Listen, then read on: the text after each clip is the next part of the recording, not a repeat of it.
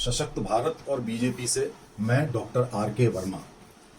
साथियों, राजनीति ऐसी होनी चाहिए जिससे लोगों का भला हो और वो ऐसा भला हो जो वोटों में तब्दील हो जाए। अक्सर क्या होता है कि राजनीति में लोग लालच देते हैं, शराब बांटते हैं, पैसा बांटते हैं, ना जाने क्या क्या करते हैं, और जब जीत जाते हैं तो वही चीजें वो अपने लिए जुटाते हैं, उसके बाद वो फिर बांटते हैं। तो इस तरीके से ये परंपरागत राजनीति ऐसे चलती है। लेकिन आपने देखा होगा, प्रधानमंत्री नरेंद्र मोदी ने पिछले 8 सालों में ऐसे कार्य किए हैं जिससे लोगों की भलाई भी हो, हम लोगों को फ्रीबीज भी ना बांटें, गरीबों को तो देंगे, उनको वैक्सीन भी देंगे, उनको राशन भी देंगे, उनका इलाज भी कराएंगे, वो फ्रीबीज नहीं है, और हमको वोट भी मिले। क्योंकि 2014 के बाद जब 2019 का जब चुनाव आ रहा था तो उसके पहले थोड़ी सी शंका थी कि दोबारा जीत पाएंगे कि नहीं। लेकिन साथियों, अब 2024 के पहले धीरे धीरे मोदी देश को ऐसे मुकाम पर ले जा रहे हैं कि कोई शक नहीं रह रहा है कि 2024 में एनडीए यानी कि बीजेपी प्लस उसके समर्थक दल मिलाकर लगभग 400 सीटें ना आए। मैं आपको बताता हूं कि ऐसा क्यों। अब आप देखिए, पूरा विपक्ष कौन सी राजनीति कर रहा था? परंपरागत भ्रष्टाचार की राजनीति, परिवारवाद की राजनीति। अभी आप देख रहे हैं पूरे देश में क्या माहौल चल रहा है, और उस केवल वही राजनीति नहीं, साथ में देश विरोध की राजनीति। आप जरा देखिए कांग्रेस को कि अभी तिरंगा हर घर तिरंगा तक का विरोध कर रहे हैं, बाद में कहेंगे कि बीजेपी जीत कैसे गई।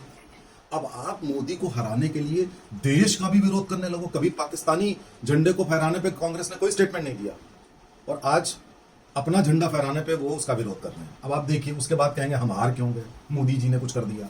ऐसा कुछ नहीं है। मैं आपको बताता हूं कि मोदी जी ने धीरे धीरे पूरे देश में क्या क्या किया। अब आप देखिए, जैसे कि श्रीमती द्रौपदी मुर्मू जी का राष्ट्रपति बनना।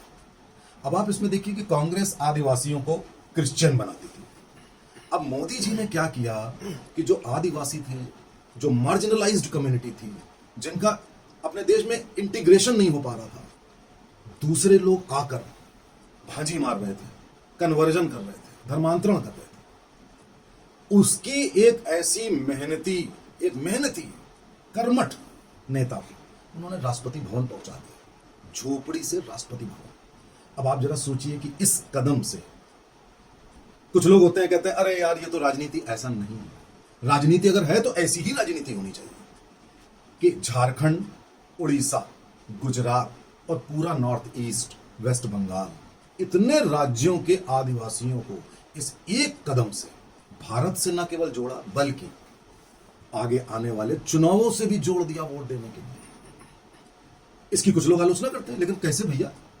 आप लालू, मुलायम और माया, इन सब जैसे भ्रष्टाचारी नेताओं को तो चुनते वक्त कहते हो कि ये पिछड़े हैं, ये दलित हैं। उनके लिए तो आपकी ये लॉजिक होती है। और जब वो पकड़े जाते हैं और सबके पास हजारों करोड़ रुपए हैं, तो आप कहते हो क्या हमारे पास, क्या पिछड़ों के पास नहीं हो सकता? क्या अगड़ों के पास ही हो सकता है? ना, कदम ऐसा होना चाहिए जो मोदी जी ने उठाया। अब आप देखिए धनखड़ जी को उन्होंने वाइस प्रेसिडेंट के लिए बनाया, जो कि अभी 6 अगस्त को है और उसमें जीत जाएंगे।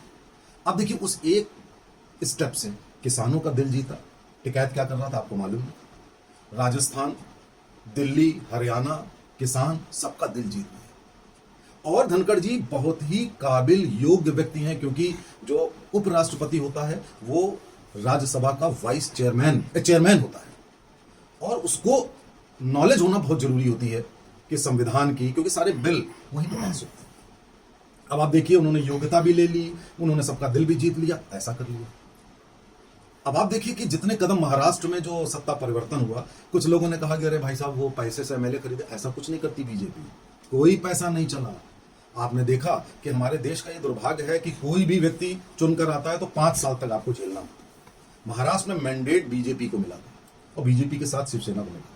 शिवसेना ने धोखा देके कांग्रेस और एनसीपी से सरकार बनवाई, उनसे मिलकर सरकार बनाई। यहां तक भी उचित था कि झेल लेते आपको।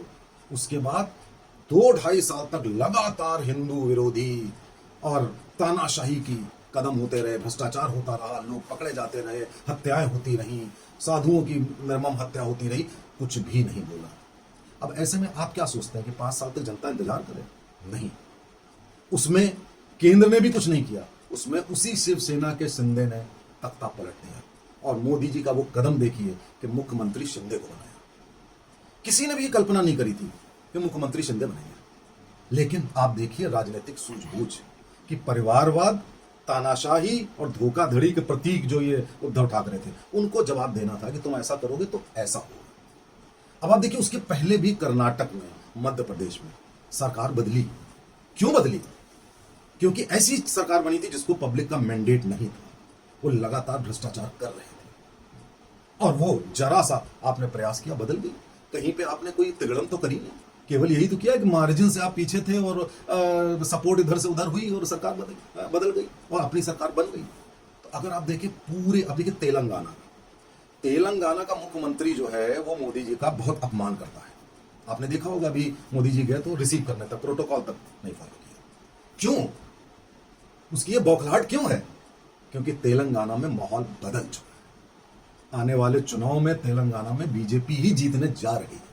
इसीलिए वहां पे अभी राष्ट्रीय अधिवेशन हुआ बीजेपी का, और ये भनक उस मुख्यमंत्री को है कि उसकी गद्दी जा रही है, उसकी बौखलाहट सामने आ गई। ऐसे ही आप देखिए कि तमिलनाडु में भी बहुत अच्छा काम हो रहा है, और तमिलनाडु में भी बीजेपी का जो ग्राउंड वर्क है वो इतना तेज हो रहा है कि अगर इस बार ना सही तो अगली बार बीजेपी की सरकार आनी निश्चित है। तो आप देखिए नरेंद्र मोदी का पूरे देश में जो रणनीति है, ये आलोचना इसकी ना करिए। आप देखिए कि अच्छे कार्यों से पूरे देश में एक माहौल बदलना, पूरे देश में ऐसा कुछ कर लेना ताकि देश का भला हो और हमको वोट भी मिले। कहां गलत हुई बात? मैं एक सुझाव और दूंगा।